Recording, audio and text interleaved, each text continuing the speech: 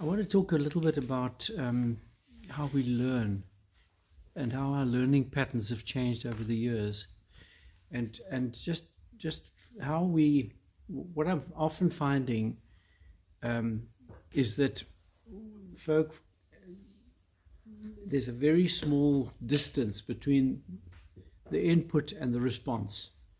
So something will happen, it'll be disappointing, there'll be a horrible feeling, and there'll be a withdrawal or a rejection, or so between the perception or the experience and the resulting response or reaction, there's almost no time. And that constriction of process actually removes one's choice. So if you react, you're not choosing how to respond. And what we're needing to learn is to slow down the process so that we almost give ourselves time even to reflect on how we would respond. Because our response has become so automatic, so knee-jerk and unreflected on, that we've lost the choice in that particular situation. And it has a profound effect on our mind and mindset, because when we don't processing, when we're not wondering, when we're not reflecting, when we're not giving ourselves a chance to say, now, why did I respond that way? Why do I often respond like that? Why do I always respond like that? And is that the only way to respond? Why doesn't my friend respond like that? We both had the same experience, and he responded in a totally different way. So the issue around slowing things down and reacting, especially in destructive emotions like anger, you say the wrong thing and the guy claps you, and you haven't had a chance to realize what's happening, either you or him. So it's like there's no choice in this process. So we need to, part of the learning curve is learning how to reflect on what's there. If we don't see how we're behaving, then what we're learning is really just putting a new idea in place. We think it's great, but it doesn't go anywhere. It doesn't get into that space between the prompt and the reaction. Particularly troublesome choices have a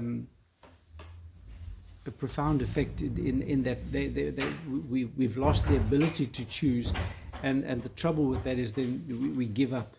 We think, oh, I can't change, oh, this is too much for me, or oh, it's always their fault, and as I said, it has an effect on our mindset, because we start to think that way, and once we have the mind talk that responds that way, choosing is almost impossible.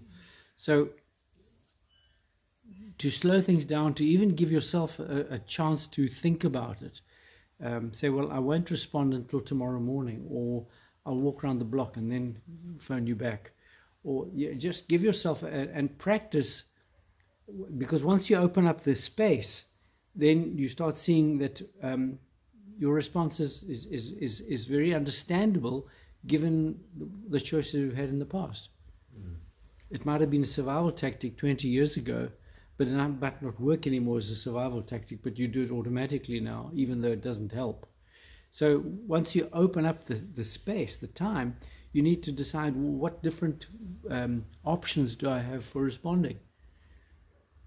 And to begin to practice them to the point where there are actually options, not just good ideas. It's a bit like eating a different food. Actually go and get it, eat away from your normal menu, and actually try something totally different and actually experience it to the point, not just looking at it in a menu book, in a cookery book, or on a program. So practice behavior. The process of learning is becoming aware of how we're responding, planning the change, because we have to actually manage the bad habit we've learned is very hard to unlearn, simply because it's taken away the choice element. We don't have a choice. Our subconscious has learned so well that we just respond, and that's how it is. And if we aren't stopping that, we're just getting ourselves into a place where we will always respond like that. We'll be seen like that by others, and change will be almost impossible. But then to slow it down, to work out different responses, and even to get somebody to work with you on it, and then to practice it, and then to actually artificially create the situation so you're actually giving yourself a different out instead of an automatic reaction, because that automatic reaction is the problem. It's automatic, but we have to almost like wheel it back until it's not automatic, and then actually make the choice. So learning is something we need to manage ourselves and need to see ourselves as learning all our lives. Never ever say, I know. Say, that's interesting. Because the minute we think we know, that's another layer of saying, oh, well, I know there's nothing here for me to learn.